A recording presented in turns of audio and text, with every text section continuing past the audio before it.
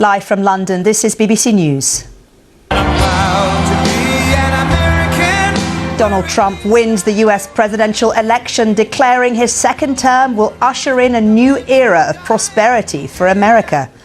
A crushing defeat for Kamala Harris. She's set to concede victory after cancelling the party at campaign headquarters in Washington.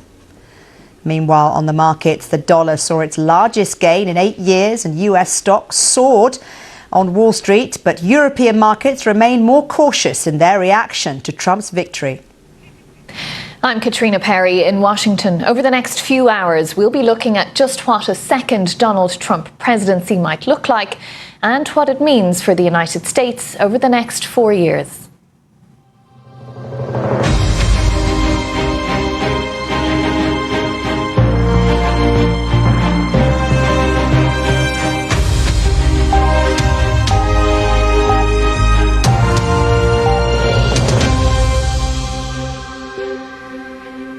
Hello and welcome to BBC News. Well, Donald Trump has comfortably won the race to be the next president of the United States in what's been described as one of the most dramatic comebacks in American political history. The polls had suggested that the race to the White House would be close and that days of legal wrangling over the result could follow. But in the end, that wasn't the case. Not only did Mr. Trump sweep home in the crucial swing states he needed to win, but he also won the popular vote, describing his victory as magnificent. Well, meanwhile, Kamala Harris did not speak publicly last night, but was expected to phone Mr. Trump at some point today. The White House says she'll give her concession speech in a few hours' time. So this is what the electoral map of the United States looks like today. The blue shows the Democrat states and the red the Republican ones. The magic number in the Electoral College system is 270. Well, as you can see, Donald Trump has reached that, even though some states still have yet to declare. Well, in terms of the popular vote, or all the voters across the country, well, Mr. Trump currently stands at 51% and Kamala Harris stands at 47%. Well, on the programme, we'll be assessing how Donald Trump turned around his political fortunes from convicted felon to the most powerful man in the world once again. We'll also be looking at what a Donald Trump victory means for the rest of the world. So let me be joined now by my colleague Caitriona Perry, who is in Washington. Caitriona, it's been such a busy evening and day for you. I wonder, what is the mood now in the US? What are the media saying? What are people saying today, the morning or the day after the night before?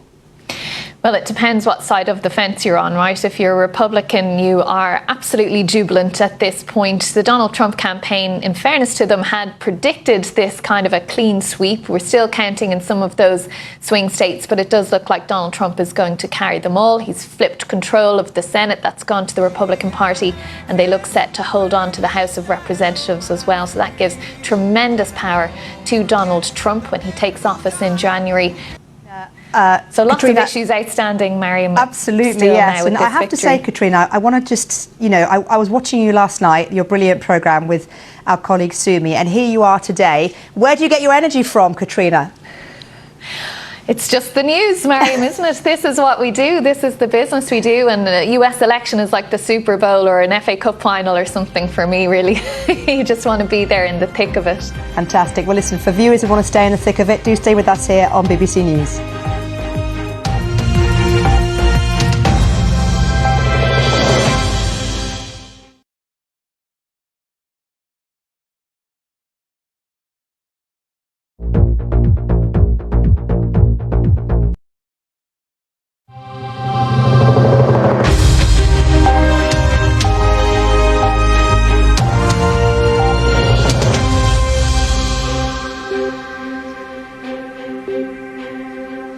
Welcome back. Let's get the international reaction now to Donald Trump's win. And many world leaders have congratulated. President Zelensky said he hoped Mr. Trump's approach could bring peace in this country closer, while Israel's Benjamin Netanyahu praised the win as a new beginning.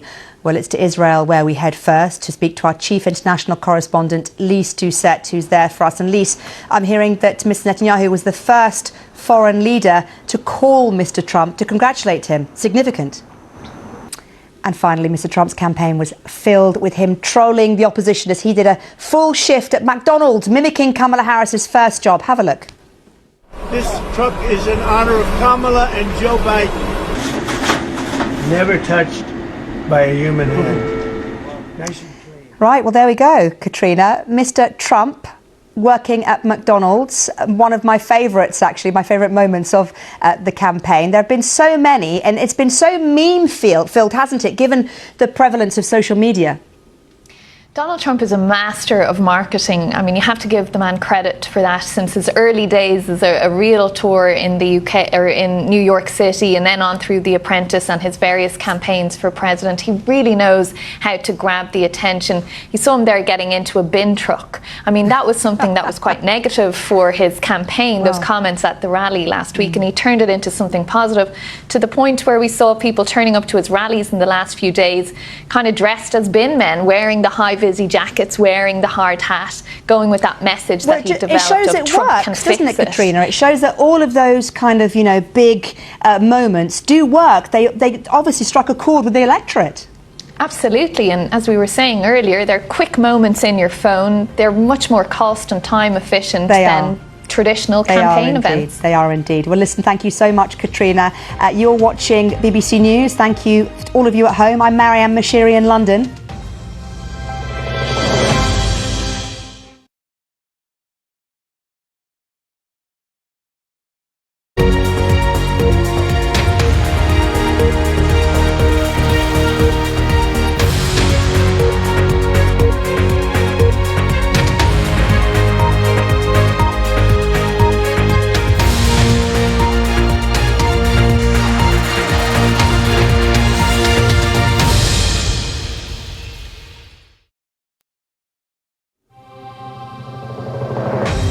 Live from London, this is BBC News.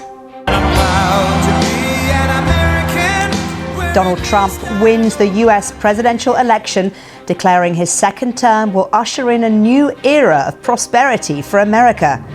A crushing defeat for Kamala Harris and the Democrats. In the last few minutes, she's called President-elect Trump to congratulate him on his victory. The dollar saw its largest gain in 8 years, and US stocks soared to record highs on Wall Street, but European markets remain more cautious in their reaction. I'm Caitriona Perry in Washington. Over the next few hours, we'll be looking at what a second Donald Trump presidency might look like and what it means for the United States.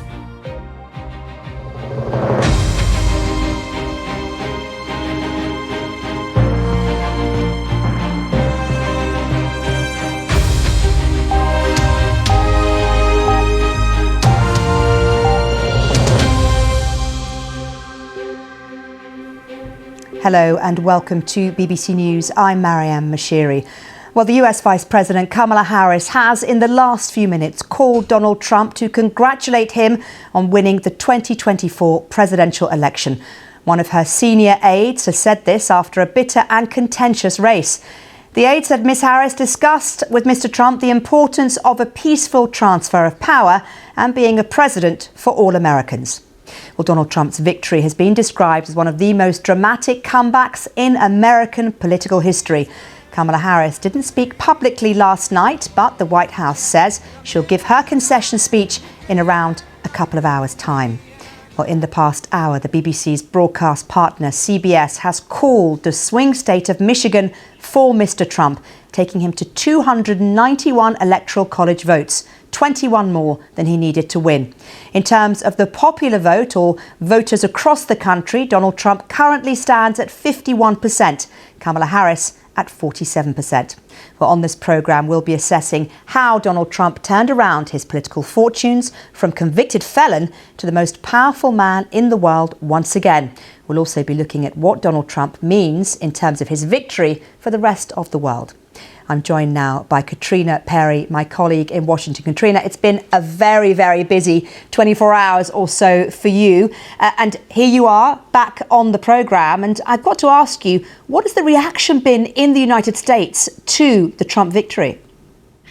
Well, it depends whether you're a Republican or a Democrat at this point, doesn't it? The Republicans are ecstatic, particularly Trump supporters. Of course, not all Republicans are Trump supporters, but as we saw in those results that you just read out there, Maryam, huge support for Donald Trump. He's managed to turn over those states that Joe Biden won in 2020, and not just by a little bit, but by quite a lot, winning the popular vote as well, something that Republican presidents have not been able to do for decades. So great response if you're a Donald Trump supporter. The Democrats, though, are in absolute shock today. They don't know what happened. They thought this would be a tight race for sure, but they did not think that Donald Trump would do this great sweep. You announced Michigan there, but it looks like he's going to probably take Nevada and Arizona as well. So these 7 states, these must-win states that we've been talking about for weeks, it looks like Donald Trump is going to take all of them, which for the Democratic Party is something that they just can't understand. They poured so much money into this campaign. They had Kamala Harris and Tim Walz on the ground so much, thousands and thousands of volunteers in all of these key states, and it seems to have come up short for them. And not only that, but some key demographics that were traditionally Democrat voters seem to have moved to the Republican Party. There could be an impact on inflation and growth in the UK and around the world. Stay with us on BBC News for more election coverage.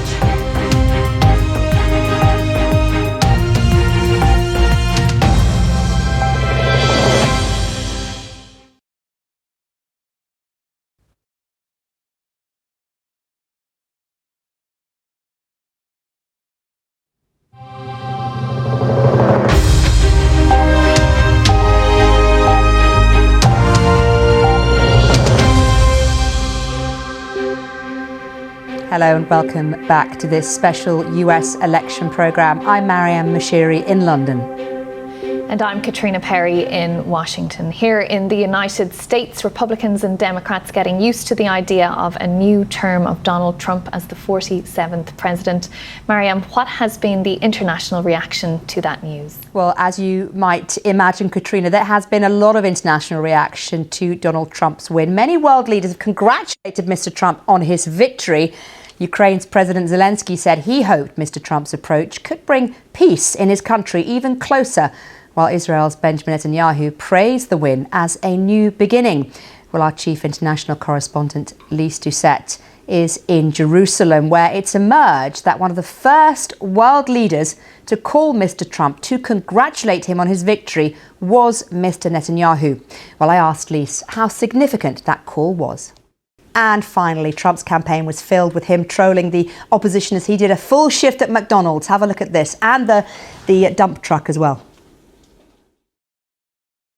Kamala and Joe Biden.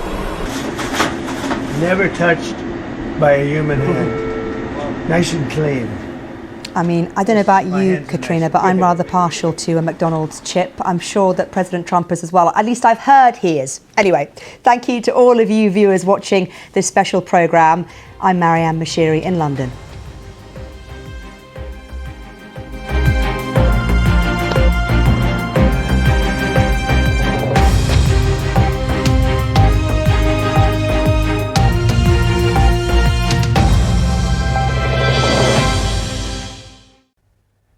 Hello there. It's been another grey, gloomy day for most of us.